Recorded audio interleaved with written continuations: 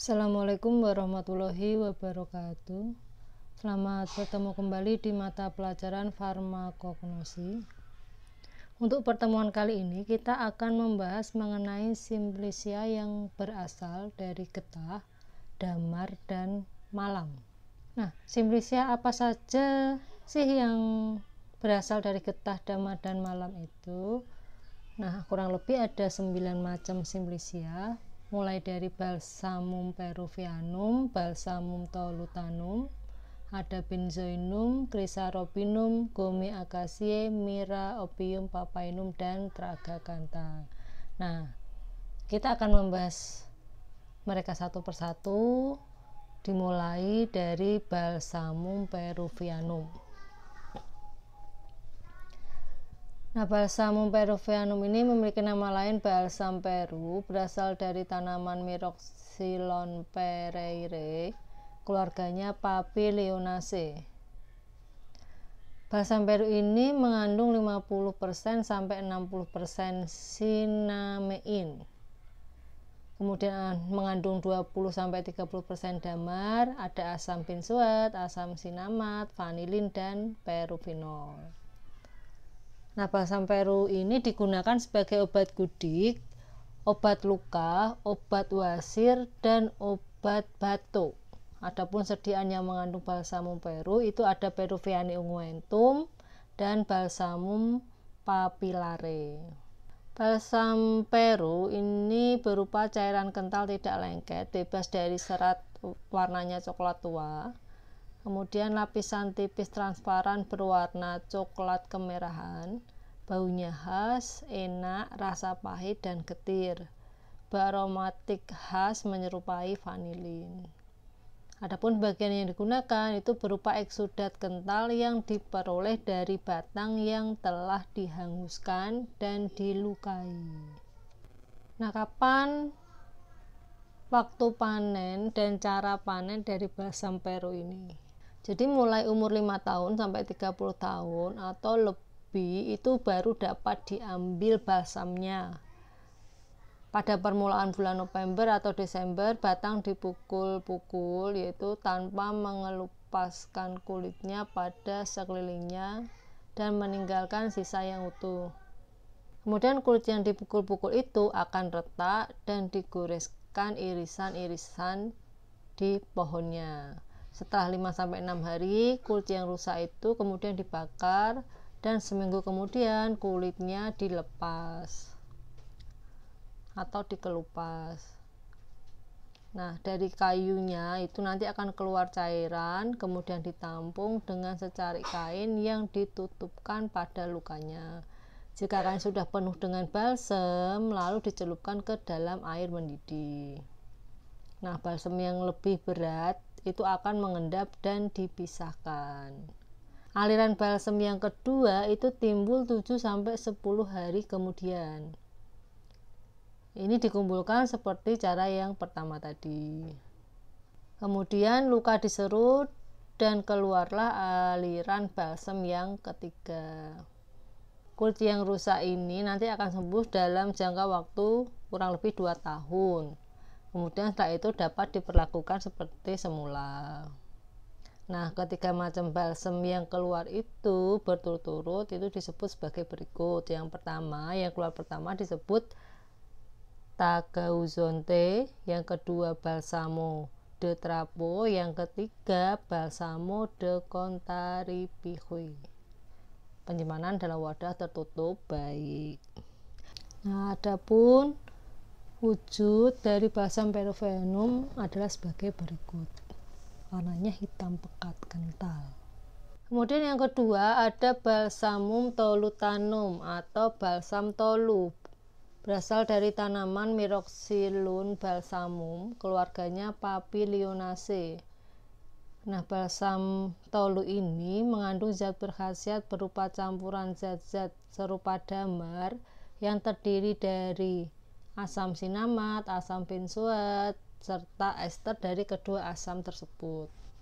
Kemudian mengandung damar sebanyak 75-80%, ada juga alkohol dari esternya, Kemudian mengandung asam-asam aromatik sebanyak 36%, ada asam sinamat bebas, asam benzoat bebas, mengandung juga minyak asiri sebanyak 1,5-3% yang terdiri dari bensil benzoat, bensil sinamat, filandren, dan fasnesol.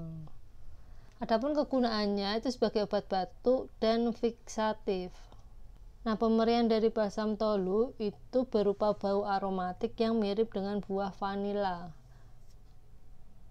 Jika dihangatkan dan ditekan di antara dua lempeng kaca dan diperiksa dengan kaca pembesar, itu akan tampak hablur asam sinamatnya.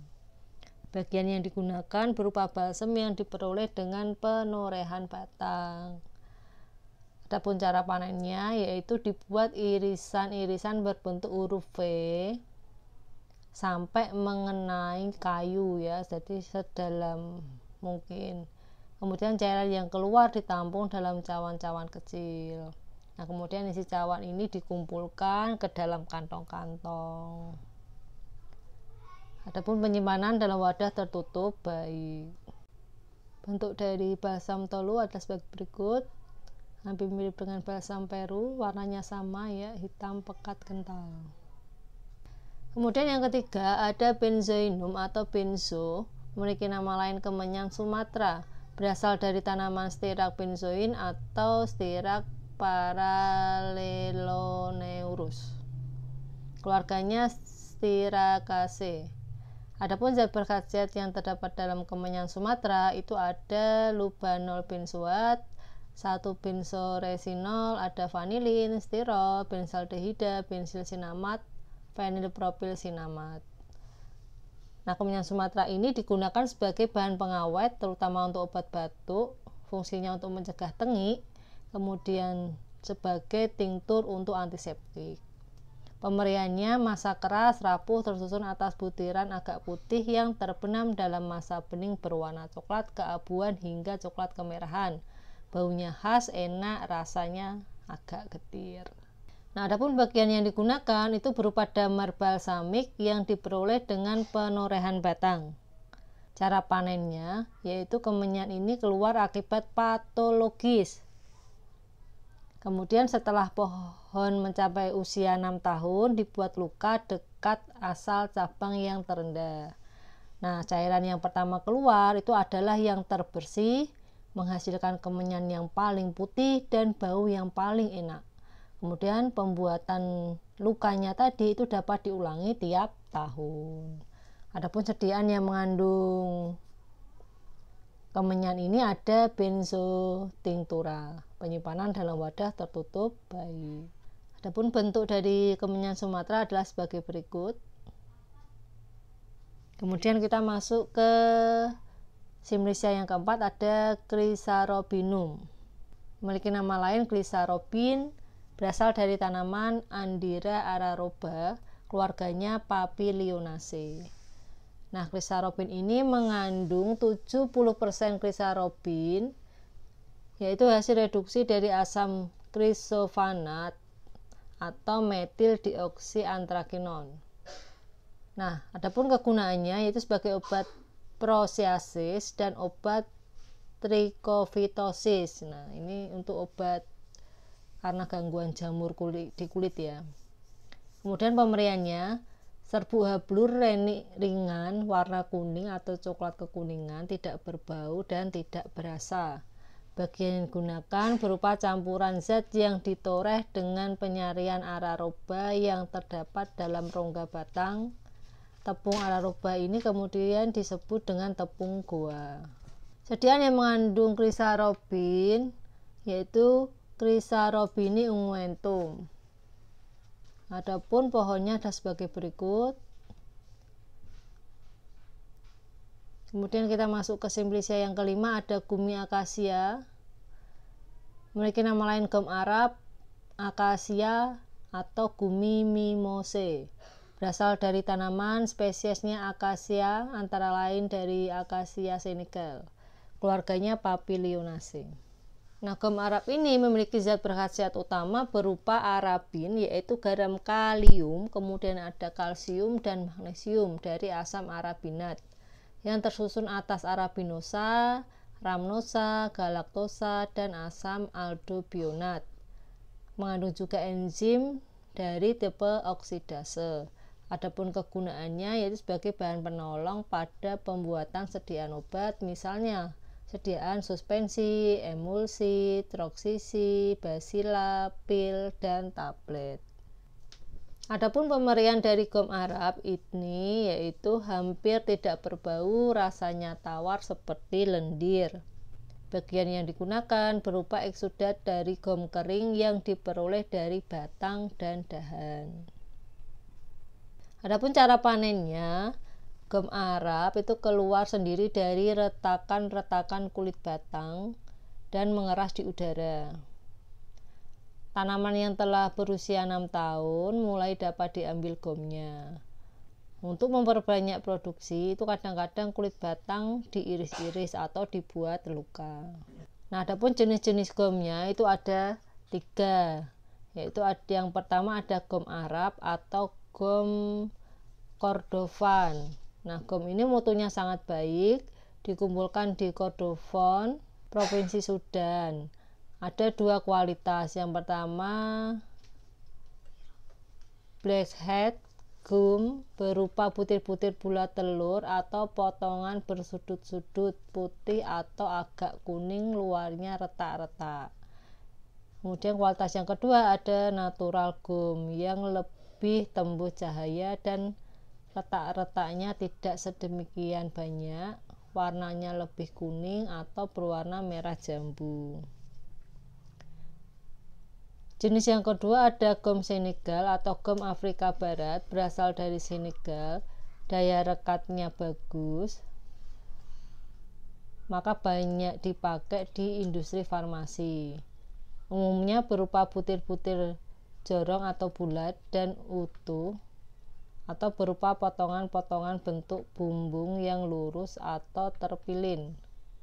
Nah, jenis yang terbaik itu berwarna agak putih atau tidak berwarna, tetapi umumnya tampak kekuningan sampai kemerahan atau merah coklat. Nah, kemudian yang ketiga ada gom Arab bebas enzim atau Gummi arabisi desenzymatum. Gom ini dibuat dari 1 bagian gom Arab dicampur dengan 1,5 bagian air. Campuran ini kemudian dipanaskan dalam aliran uap air selama 1 jam atau dalam uap air bersuhu 107 derajat Celcius selama 30 menit. Kemudian campuran diratakan membentuk lapisan-lapisan tipis dalam lempeng kaca, kemudian dikeringkan. Penyimpanan dalam wadah tertutup baik. Adapun keterangan tambahannya, yaitu 5 abad sebelum Masehi oleh Herodotus sudah ditulis tentang pemakaian gom Arab oleh orang Mesir purba, yaitu digunakan sebagai perekat. Kemudian Hippocrates pada tulisannya antara 450 sampai 350 sebelum Masehi itu menyebabkan penggunaan gom Arab ini sebagai bahan obat. Adapun wujud dari gom Arab adalah sebagai berikut. Kemudian yang keenam ada mira. Nama lain adalah mira, berasal dari tanaman spesies Commiphora, antara lain Commiphora molmol, keluarganya Burseraceae. Nah, mira ini memiliki zat berkhasiat utama berupa gom kurang lebih 40-70%, kemudian 25-45% mengandung damar yang berisi fenol-fenol, kemudian ada juga asam-asam damar 3-10%, mengandung juga minyak atsiri berisi pinen, limonen, herabolen, eugenol, kresol, sinamaldehid, dan kuminaldehid. Kemudian ada mineral, zat pahit, asam semut, asam cuka, dan asam mirol. Nah, mira ini digunakan untuk pembuatan dupa dan parfum, sedangkan tinkturnya digunakan untuk obat kumur. Adapun pemberiannya berupa bau aromatik enak, rasa pahit dan getir. Nah, jika digerus dengan air itu akan terbentuk emulsa berwarna kuning. Bagian yang digunakan berupa damar gom minyak yang diperoleh dari batang. Adapun cara panen dari nira ini yaitu batang-batang pertama dilukai kulitnya, kemudian kulit ini berisi kelenjar sisogen yang mengandung damar atau harsa warna putih kekuningan. Nah, pada pengeringan warna berubah menjadi coklat kekuningan sampai coklat kemerahan. Ada pula yang keluar sendiri dari retakan-retakan kulit batangnya. Adapun jenis-jenisnya yaitu ada nira somali atau mulmul diperoleh dari C. molmol. Kemudian ada nira Arab diperoleh dari C. abyssinica, di mana nira Arab ini tidak searomatik nira somali. Nah, adapun sediaan yang mengandung Simplicia mira itu ada tinctur mira untuk Colutorium astringent. Penyimpanan dalam wadah tertutup baik. Ini adapun tanamannya adalah sebagai berikut. Nah, bentuk dari simplicianya bisa dilihat pada gambar berikut. Kita lanjut ke nomor 7, yaitu ada opium. Memiliki nama lain opium mentah, candu, thebaicum atau meconium. Berasal dari tanaman Papaver somniferum, keluarganya Papaveraceae.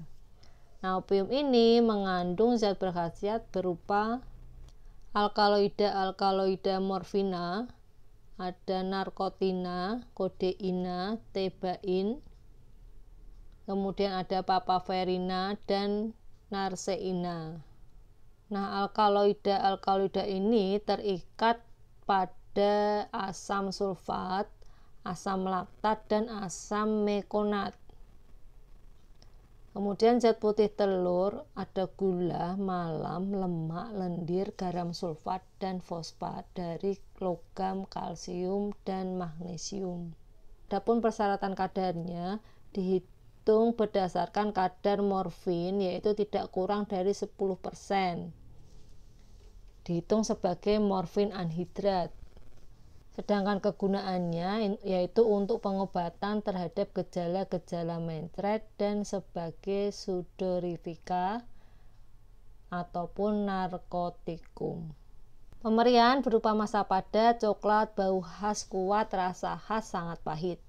Bagian yang digunakan yaitu getah kuning yang diperoleh dengan penorehan buah tua tetapi belum masak. Adapun cara panennya yaitu dilakukan beberapa hari setelah daun mahkota gugur dan buah menjadi tua.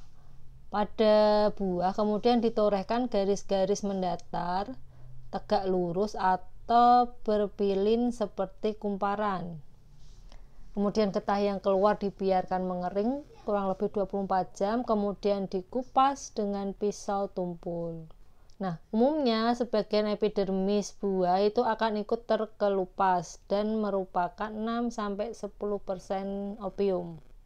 Nah, buah candu ini hanya menghasilkan getah sekali saja.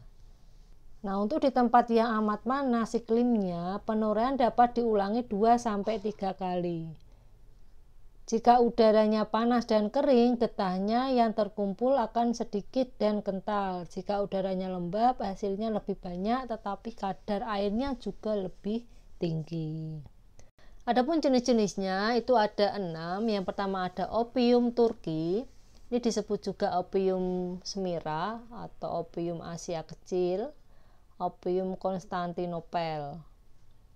Di mana bentuknya dari opium Turki ini yaitu luarnya keras, sebelah dalam lunak, plastik coklat kemerahan. Untuk mencegah melengketnya satu sama lain, maka sebelah luar ditempeli sisa-sisa daun candu dari tanaman rumek.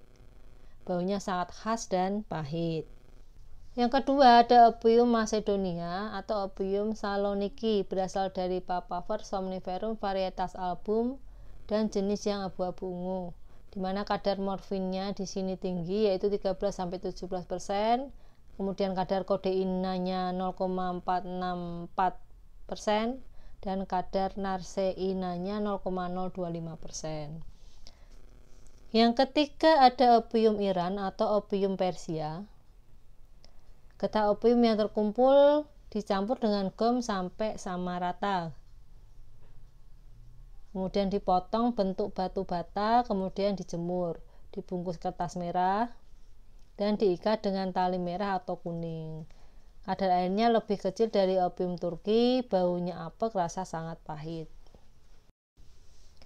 Kemudian jenis yang keempat ada opium India, di mana kadar morfinanya itu rendah, sedangkan kadar narseinanya lebih tinggi dari kadar morfina. Warnanya coklat tua atau kehitaman jika masih menyerupai pasta. Kemudian yang kelima ada opium Tiongkok berupa bulat pipih dibungkus kertas putih. Jenis yang keenam ada opium Mesir, mutunya rendah. Yang terbaik itu hanya berisi 6-7% morfina, sering dipalsukan dengan pasir, kemudian abu, biji-biji tanaman, sari buah, candu, gum Arab, peragakan, jadam, dan potongan-potongan besi lainnya. Nah, adapun sediaan yang mengandung opium itu ada OPI extractum, yang kedua ada OPI pulvis, ini untuk dibuat bismut OPI pulveris, dibuat juga OPI pulvis compositus. Nah, OPI pulvis compositus ini untuk dibuat asidi asetil salisilisi campore OPI kompresi. Kemudian dibuat juga asidi asetil salisi OPI pulveris 1, 2, dan 3. Kemudian dibuat untuk sediaan OPI kompositi kompresi. Yang keempat ada OPI tinctura, ini untuk pembuatan benzoisi OPI tinctura. Kemudian yang kelima ada OPI tinctura aromatika, dan yang keenam ada pembuatan sediaan opialum. Adapun penyimpanannya dalam wadah tertutup baik, terlindung dari cahaya. Kemudian disimpan dalam lemari yang terkunci karena termasuk golongan obat narkotik. Ya, ini kuncinya 2. Nah, opium itu dianggap bermutu rendah jika warna kehitam-hitaman, kemudian jika rasanya manis, kurang pahit, dan agak memualkan. Kemudian konsistensi lunak seperti lemak jika dipotong halus atau berisi benda asing. Kemudian tidak memberi warna coklat tua pada ludah, tidak membentuk cairan kental dengan air, dan tidak meninggalkan bekas yang sama rata gelap setelah digoreskan pada kertas. Nah, itu semua adalah ciri-ciri opium yang bermutu rendah. Nah, adapun gambar dari buah opium adalah sebagai berikut. Kemudian yang ke-8 ada papainum, memiliki nama lain papaina, berasal dari tanaman Carica papaya, keluarganya Caricaceae. Adapun zat berkhasiatnya berupa enzim proteolitik. Papaina digunakan untuk membantu pencernaan zat putih telur dan diberikan dalam bentuk serbuk, pil, tablet, ataupun eliksir. Pemberiannya berupa serbuk berwarna putih atau putih kelabu, baunya khas, rasa lemah mirip pepsin, dan sangat mudah terurai. Bagian yang digunakan getah buah mentah atau hijau dan getah daun. Adapun cara panennya yaitu dibuat pengendapan getah segar dengan etanol 95%, kemudian dilarutkan dalam air dan diendapkan kembali dengan penambahan etanol 95%, kemudian dikeringkan. Penyimpanan dalam wadah tertutup baik. Nah, berikut adalah gambar dari tanaman papaina. Terakhir itu ada tragacantha atau tragakan, berasal dari tanaman Astragalus gummifer, keluarganya Papilionaceae. Nah, tragakan ini mengandung zat berkhasiat utama berupa zat lendir yang pada hidrolisa akan menghasilkan arabinosa, menghasilkan juga metil pentosa, galaktosa, dan asam galturonat. Nah, selain itu mengandung juga amilum sebanyak 3% dan abu yang mengandung kalium, kalsium, magnesium, asam fosfat. Ini merupakan bagian yang tidak larut dalam air, disebut basorin. Adapun kegunaan dari tragakan yaitu untuk membuat emulsa, untuk pembuatan gudir, perekat pil, dan trogisi. Juga digunakan untuk pelicin alat-alat kedokteran tertentu. Bagian yang digunakan berupa eksudat gom kering, diperoleh dengan menoreh batangnya. Adapun sediaan yang menggunakan tragakan itu ada pulvis gumosus dan convexio barii sulfatis et usum internum. Sedangkan penyimpanan dalam wadah tertutup baik. Adapun bentuk sinfisia dari tragakan adalah sebagai berikut. Nah, mungkin sekian dulu materi yang bisa saya sampaikan pada pertemuan kali ini. Jika ada pertanyaan atau ada yang masih belum jelas, bisa langsung ditanyakan. Sebelumnya saya ucapkan terima kasih pada kalian semua yang sudah menonton video ini sampai selesai. Sekian dulu. Wassalamualaikum warahmatullahi wabarakatuh.